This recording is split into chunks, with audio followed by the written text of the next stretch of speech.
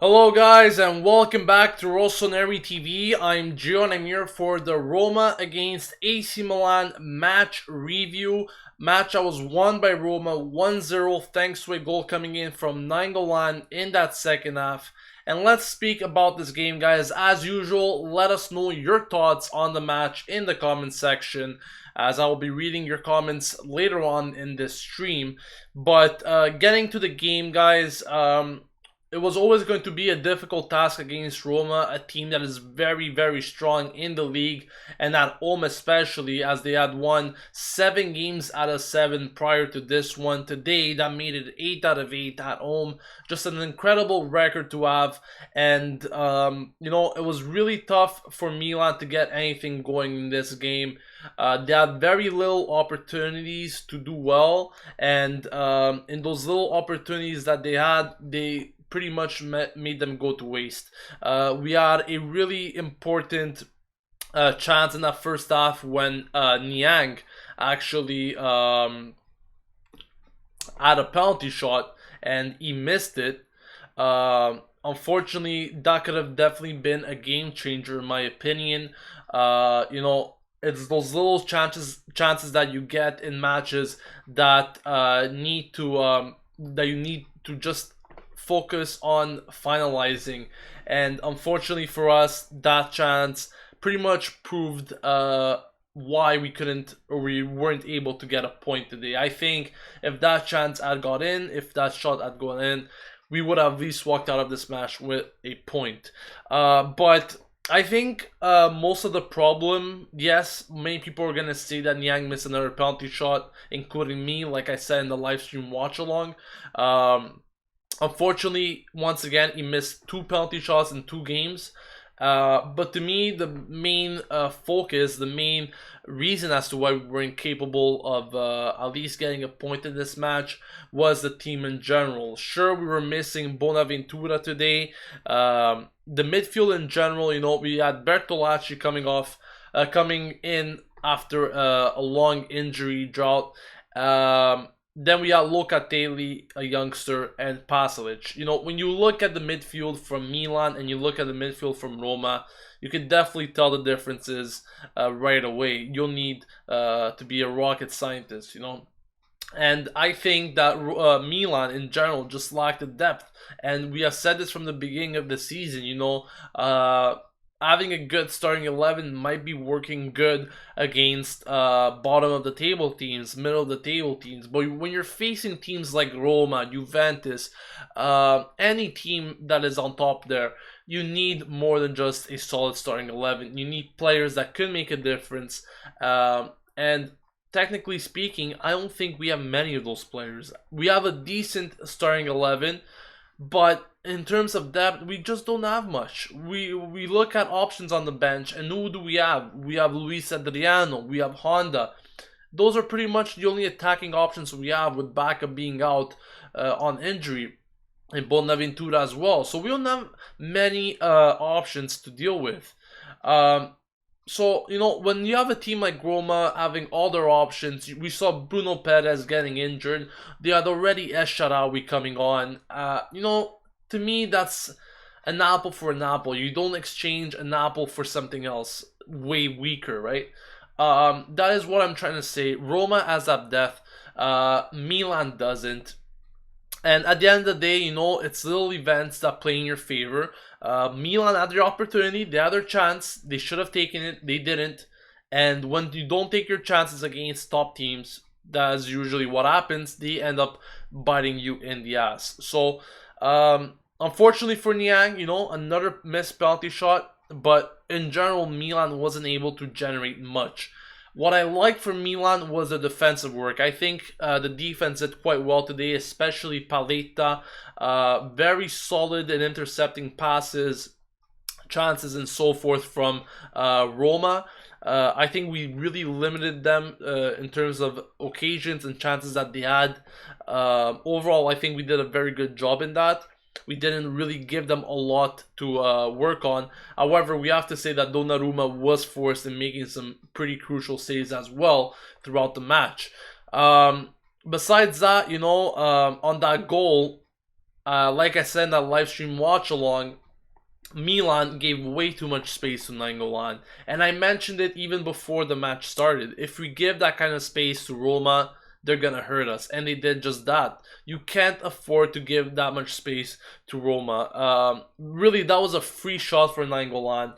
Locatelli tried to tackle Nainggolan. He arrived late. He didn't end up getting the ball. He didn't end up getting even his foot or anything. All it was a missed tackle. Nainggolan took the advantage, took the shot, and ended up as a goal. Donnarumma really had no chance on that whatsoever, so no blame needs to be put on him. But following on this, I want to speak about the substitutions made by Montella, especially Luis Adriano. They're coming on for Lapadula. Now, that was a bit of a big question mark for me. I think that Lapadula is a very solid player, and we have seen it in recent games where he was able to score goals, very crucial and vital goals, especially at the end of the game, like we had seen against Crotone or against Empoli for that instance. Sure, he wasn't scoring against top teams, but he still got goals, and that is what counts. So, in my opinion, I think Lapadula should have stayed on the pitch, at least to finish off the game. I don't think he had any physical problems that he couldn't stay on and finish the match. And to bring Luis Adriano, a guy that we hadn't seen in a long time, and really, I remember a few matches ago where he came on in the end of the game, and he was asked to put on to get some work ethic done. I think it was against Inter. I'm not quite sure now. He simply wasn't able to get the job done. He was very weak, very slow, and not really doesn't have that intensity that Lapadula has. That's what I'm trying to say. So I really don't understand why Lapadula was the chosen one to get subbed off. Obviously, a lot of you will be saying that Niang should have been getting subbed off instead, and I can't do nothing but agree with that because Niang today, sure, he showed a few things. He did a few things well, but more bad than good. That's what he did today, and it's been the story for a few games now. Not to criticize on Niang because I think the whole team in general didn't do a very good job today besides the defense, and they, I think, completed their task quite well besides that goal that we conceded. But in my opinion, we put on those two options that we had on the bench, Luis Adriano and Honda, and both weren't capable of getting the job done. They both weren't capable of coming off the bench and giving that impact, that influence that Milan needed. And that is exactly what I'm trying to speak about when I speak about depth. Milan doesn't have that. And we're going to need some better players in January. Maybe not necessarily starters. I mean, if they're starters, then better for us. But what I mean is that we need better players. Players that we can rely on, especially coming on in moments where we need to unblock the match. We need to unblock the situation from a losing one to a positive one. And we simply don't have those type of players right now. And that is why someone asked me, I remember during the live stream there, what do you think about Milan playing in the Champions League? Well, if we do end up making it in the Champions League, I'm pretty sure a lot of merit will go to our players and coach and so forth. But are we able to compete in the Champions League with these types of players? Players that we are good enough to have a decent starting 11, but no bench whatsoever when it comes to options. And that is a big question mark in my opinion. And that is why sometimes I would say maybe it's better that we actually go in a competition like the Europa League to start off and take it from there. So unless improvements really come in January and in the summer, we're always going to have these problems against top teams. We might get results. I'm not saying we won't, like we have seen against Juventus. But then again, we just simply won't be able to always have the confidence. We won't really have the accuracy and to have players that will actually make a difference in the match. So yeah, that is pretty much what I'm trying to say in terms of players and what we have and what we don't have. But other than that, I mean, Milan played a decent match. As I said before, it was never going to be an easy task against Roma, especially playing away from home. You could just expect the fact that it was going to be a tough game. And I'm actually surprised that it only ended 1-0. Once again, big credit to the defense. Midfield and offense, really not much shown today besides the first half. Suso had some decent crosses, some decent chances given to Niang and Lapadula. And obviously that penalty shot pretty much bit us in the ass in the end. And I think that Montella will now have to reevaluate his options in terms of penalty takers, because these are points missed, and we could have missed on other points even against Crotone if it wasn't for that Lapadula goal there in the end, once again due to a penalty miss. So thinking of it, that could have been 4 points lost just because of 2 penalty misses. Something that cannot happen in Serie A, especially when you got teams so close together as we are now with Lazio and Napoli. But Milan, this doesn't necessarily mean that it's gonna be a bad road from now on until the end of the season. These losses are normal, especially against Roma, teams that are tougher than us. Next week they're playing against Juventus, so they might even lose that match, and we might win the next one, and we're back at square one with them. So what we need to do is take our chances against the middle teams, the bottom teams, and against these top teams, we have to do as much as we could. We have to get the best result we can, and we have to come out undefeated. That is something that we didn't do today, but hopefully that will be the case for the games to come. Now, starting to read your comments, guys. I'm gonna start off with Leonard. He says, "Yeah, we should totally sell Niang instead of Baka." In my opinion, I don't know if that's really a statement I can make. I mean, Baka, I don't know if Lapadula is going to be taking his place there in terms of getting a starting position. But Baka, I don't think he's going to be sold in the winter. And I think even the Chinese don't want to sell him in the winter. Even Yang, I don't think these are 2 players that will be sold in this winter. I could almost guarantee you that. But at the same time, anything could happen. I simply don't think that Niang and Baka will be sold this winter. Maybe in the summer one of them will, and I'm predicting that one of them will, but not for the moment. Baka's the best player we have. Suso is weak. That's just an idiotic comment, in my opinion. I'm sorry. Real Masso One says Niang admitted his dream is to play in the Barclays Premier League, so why do we still have him when he's not in his beloved club?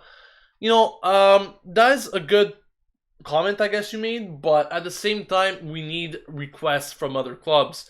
Yes, there are some requests I know of from some certain German clubs and so forth, but at the same time, he had a request from Leicester last year, if you guys remember that. So maybe if he gets another request, Milan could consider it. But at this moment, I just don't think that Milan will consider selling Yang. I don't know. That's just my opinion, guys.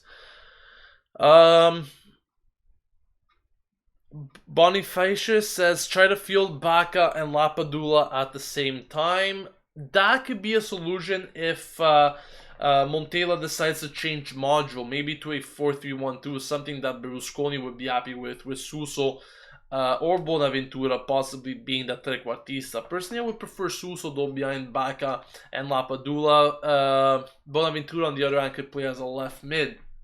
That could be an option, but I don't know how willingly Montella is to change that formation right now.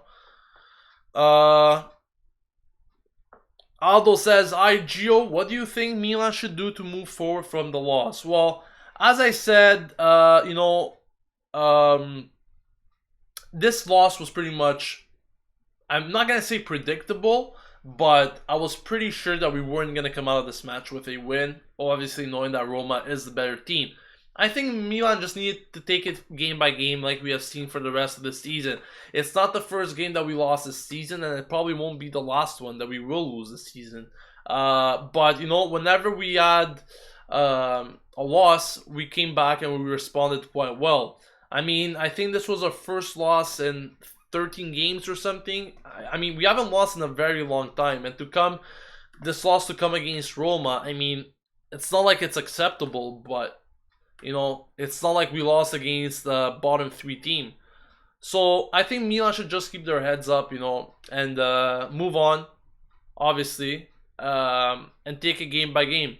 But definitely, that was a big chance from Niang, and we could have gotten a point out of this game. I would have been really, really happy with a point. Um, Jamie says, in my opinion, we deserved at least a point. If someone had to win it, it deserved to be us. But that's football. Everyone is entitled to their own opinion, but I simply don't believe that we really deserve to win. We did have some chances. I'm not gonna say that. I'm not gonna say that that's not true. We did have some good chances, especially in that first half. But to say that we deserved it to win, I'm not quite sure. I mean, Roma was a better team. They really had some good chances. They looked the more threatening of the teams, especially after that goal that they scored. Milan completely lost it after that goal, if you ask me. They were a team that was nowhere to be found, and they couldn't even link up two passes together at certain points. So, in my opinion, I don't think we really deserved a win here, but a tie would have been a decent result, especially considering the fact that we had a golden chance served on a silver platter for us and we didn't take it. Mad Designer says, Gio, I think the Shio is so bad. I don't know why he's still on the pitch instead of Antonelli. Now, for those of you that have been following the channel, I've been always saying that Antonelli is my preferred left back in this team. However, Montella said that Antonelli is still not ready to give him 90 minutes. And I'm thinking maybe when he is ready, Montella will give the chance to Antonelli to start in games. I think Antonelli is a better fullback than De Sciglio. I think he's capable of doing things that De Sciglio can't do. But De Sciglio had a decent game today, I have to say. He wasn't that bad. There was that duel between him and Bruno Perez in the first half, where I think that Bruno Perez had the advantage all over him until the moment that he injured him. And who would have thought, that is maybe one way that De Sciglio could deal with his opponents. Jokes aside, El Shaarawy took his place and he did a good job nonetheless.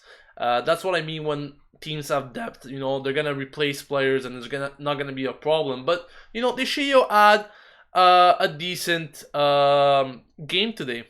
He had a decent game, and I think that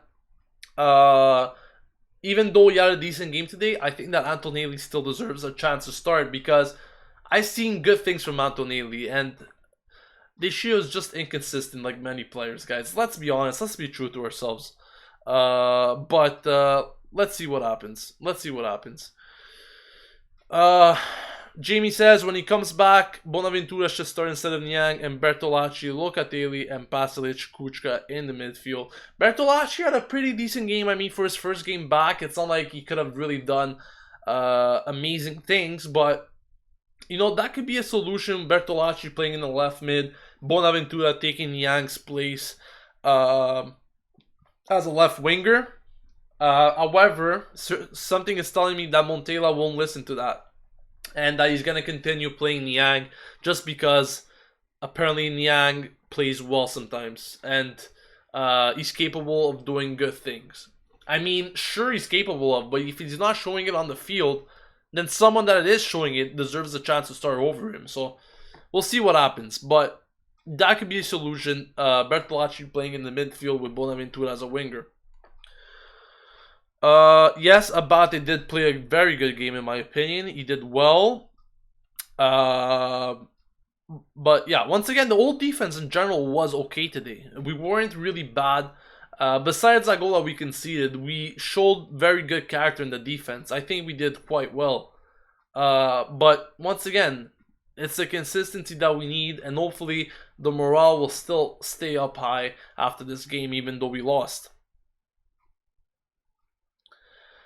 Alright guys, just gonna answer some more questions before I sign off. Real Mako 1 says it was the whole team's fault the goal was scored, all coming from Niang possession. Some people are just hoping that Niang won't ever take a penalty shot again. I mean, I don't want to be mean to the guy, but it's 2 penalty shots now that you've missed, and not only missed, but they were poorly taken, guys. Let's be honest to ourselves, they were poorly taken. Like I mentioned in the live stream watch along, That penalty shot there by Niang was completely given to Szczesny. Opening up his foot 10 years before the shot is just a giveaway to goalkeepers. I mean, you don't need a rocket scientist to know that. And it's poor penalties from Niang. You know, you try to build his confidence once again by giving him the opportunity to score a penalty shot after he missed one, and he didn't take his chance. We have to move on, but at the same time, we need to reevaluate our penalty striker options. We need maybe a different taker. Lapadula earned those 2 penalty shots, and he wasn't capable of taking them. I understand that there is an order. There's an order in penalty shot takers. I understand that. But I mean, maybe Montella should reevaluate that order. I think that Lapadula and Suso, Bonaventura, these are all players that could take better penalty shots than Niang, in my opinion. Niang doesn't give me that confidence when I see him up to the penalty spot. A guy like Suso or Lapadula, in the other hand, do give me that confidence. That's what I'm trying to say. Thoughts on Luis Adriano? It looked like a statue to me. Same here. I mean, same exact feedback from Luis Adriano on my part.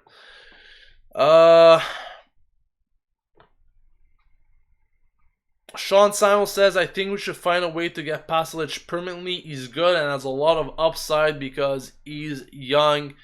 Pasalic, you know, he's been impressive. Honestly, you know, it's still tough for him to integrate in this new league and stuff, but game by game, he's doing better. And if we could sign him in the offseason, then I think it could be a decent signing for us. We'll see what happens. Alright guys, that's gonna sum it up for the match review. Once again guys, thank you all for joining me today. First of all, in the live stream watch along, it was a thing I wanted to test for a long time, and I think it went quite well. You guys were giving me live feedback, like comments, and I was commenting throughout the match of what was going on throughout it, and a lot of people liked it, which I'm happy. So if you guys like it and you want me to continue doing them, by all means I will be doing that. Just let me know. Once again, it was very fun to do. Unfortunately, we lost, but you know, it was fun to do, and I really like doing those live stream watch-alongs, especially for the guys that are not capable of watching games, not able to find streams, or are just at school or work, not able to watch the match in general. You know, I think it's a very good tool to use, you know, in terms of getting your live comments, and at the same time I'm providing you guys live feedback from the match. So if you guys enjoy those live stream watch alongs like I did before, let me know and I'll continue doing them. At the same time guys, thank you for watching this match review. It's always greatly appreciated when you guys come out in numbers and watch these videos. So once again, thank you all for the support. Don't forget to leave a like on this video if you enjoyed it. Don't forget to subscribe to Rossoneri TV to stay updated with everything going on at AC Milan. And I'll catch you guys later for another video. This has been Gio, signing off, and as always, Forza Milan!